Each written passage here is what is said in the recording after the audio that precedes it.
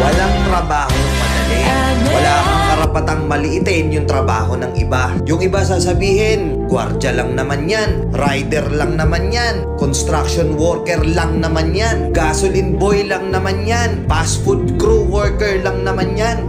Pucha, nagkaroon lang tayo ng maganda-gandang klase ng trabaho. Akala na natin kung sino na tayong entitled sa mundong to. Minamaliit natin yung mga taong mas mabababa yung sahod sa atin.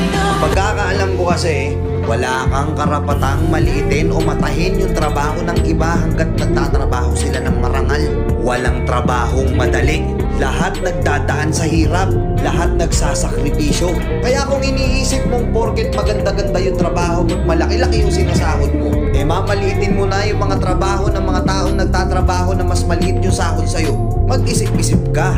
Baka bawiin sa'yo yan. Baka biglang bumaliktad yung mundo at sila naman yung umangat. Kahit anong trabaho mo, magpakumbaba ka pa rin. Bilog ang mundo, hindi palagi nasa taas ka. Kaya hanggat maaari sa lahat ng oras, magpakumbaba ka. Diba?